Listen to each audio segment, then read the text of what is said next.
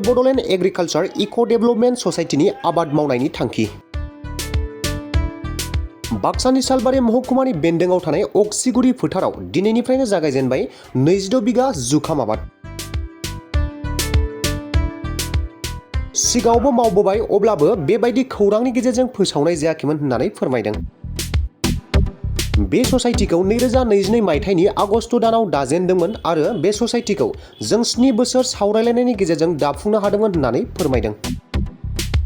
बे ससाइटिखौ मोनब्रै जिल्लानि बर'फोर ज' जानानै दाफुंनाय जादों। बेनिखायनो बे ससाइटिखौ अल बडोलेण्ड एग्रिकालचार इक' डेभेलपमेन्ट ससाइटि मुं लानाय जादों। बे ससाइटिया गासै आबादखौनो मावो। थिग बेबायदिनो मुगा एम्फौबो लायो। मुगा लाजेननानै निमुवायाव 60,000 मुलाम्फा मोनखांबाय आरो बे ससाइटिया जायखिजाया आबादखौनो मावो होननानै फोरमायदों।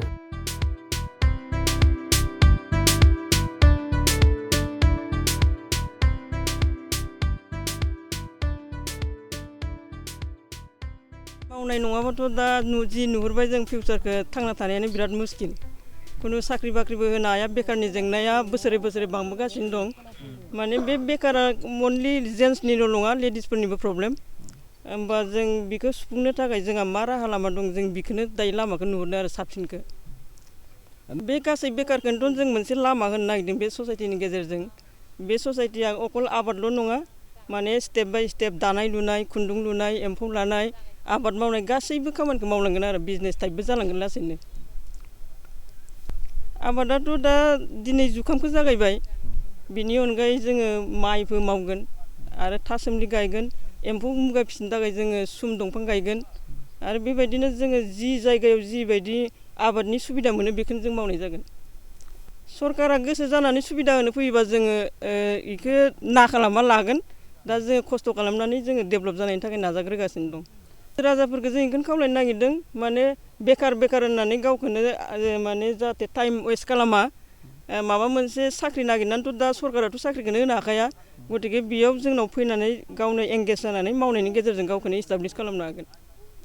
दा बड'लेण्ड एग्रिकालचार एन्ड इक' डेभेलपमेन्ट ससाइटिनि जानानै बेखौनो खावलायनो सानो, जोंनि जायगायाव गोबांथार हा गोग्लैनानै दं। बे हा गोग्लैनानै थानायफोरखौ जोङो प्रपारलि इउटिलाइज खालामनो बेब'स्था लादों। जों आगोलावबो खालामबाय आरो दा जोङो थांनाय बोसोराव माने 250 बिगासो जोङो थासुमलि गायदों। बेयो मोजाङै साक्सेस जादों। जोंनि गेजेराव साक्सेस स्ट'रिबो दङ आरो जोङो दा दा बेखौनो नायनो थांबावगासिनो दं जयैनो। जों बे बेब'स्थाखौ लागासिनो दं आरो एसे हुल जोङो जाथिया जाहाथे बे आबादनि गेजेरजों मोनसे जोङो माने थांनानै थानायनि राहाखौ जों खालामनो हायो आरो दङबो, बेखौ बयबो मिथिगौ, गोरों गोराफ्राबो मिथिगौ आरो एभेलेबल रिसर्स जोंनाव माने गोग्लैनानै दं। नैबेफोर जिनिसखौ जोङो प्रपारलि इउटिलाइज खालामनानै जों बेब'स्था लागासिनो दं आरोखि, टाइम टु टाइम। जोङो थांनाय बोसोराव बबावबा माने साक्सेस जादों, बबावबा साक्सेस जायाखै, बांसिनानो साक्सेसआवनो दङ। जोङो 250 बिगा थासुमलियाथ' बे मोजां साक्सेस जाबाय। बिसिनि गेजेराव जायफोर माने सिपियाव माने गरसे गरनै माबाफ्रानो माने थायामोन, बे गरसे गरनैखौ माने आरजिनानै दा माने बायलायलायनाय जोंनाव माने साक्सेस स्ट'रि दङ आरोखि।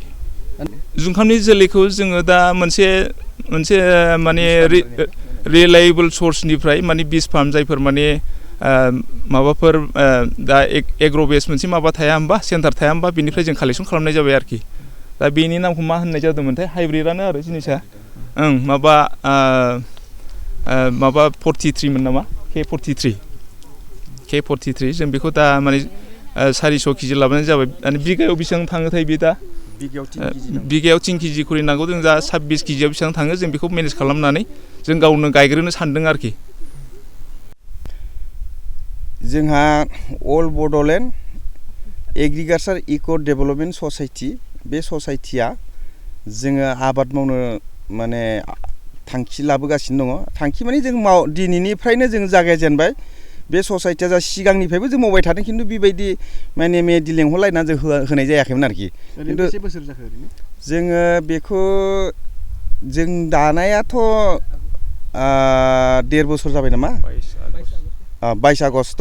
ओमफ्राय जोङो बे ससाइटिखौ दानो थाखाय जोङो 7 बोसोरजों जों दाफुंनो हादों आरोखि।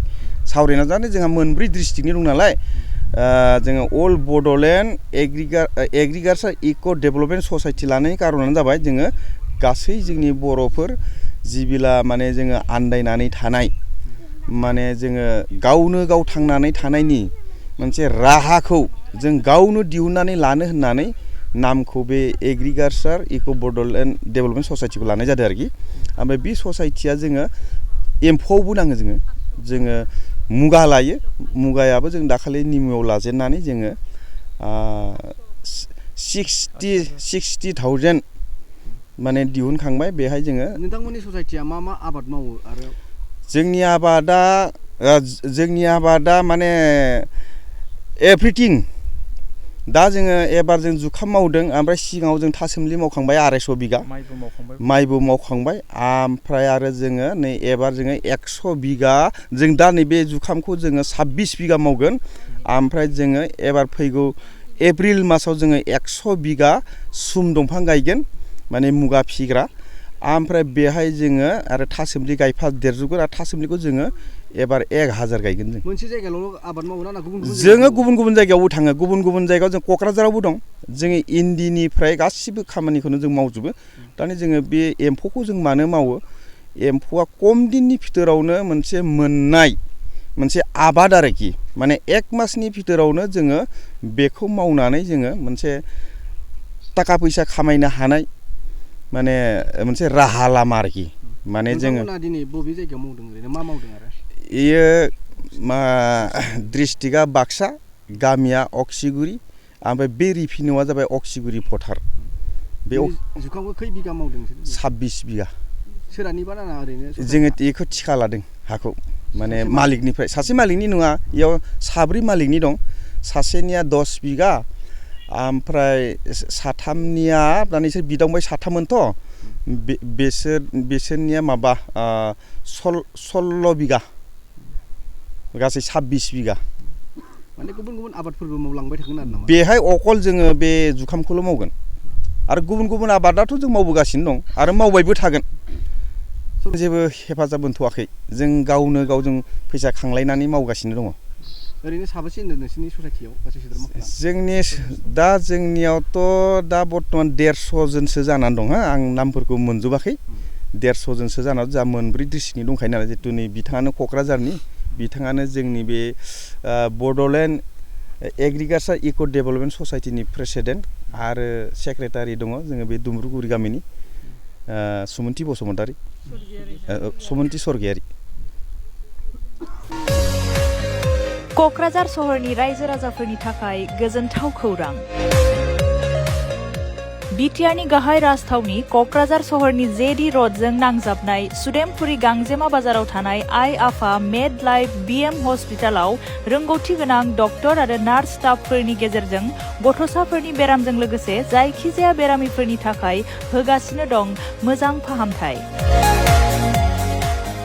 बे हस्पिटालाव नोंथांमोनहा गोबां फाहामथाय खाबुफोर मोननो हागोन 24/7 emergency service laboratory pharmacy paediatrics medicine gynaecology dental urology dental X-ray play area X-ray sonography OT ICU NICU PICU नि खाबुफोरखौ मोननो हागोन आइ आफा मेड लाइफ बिएम हस्पिटाला 24 घन्टा जेब्लाबो खुलायै थागोन आरो लांलाय लाबोलायनि एम्बुलेन्सआबो मोजाङै सार्भिस थागोन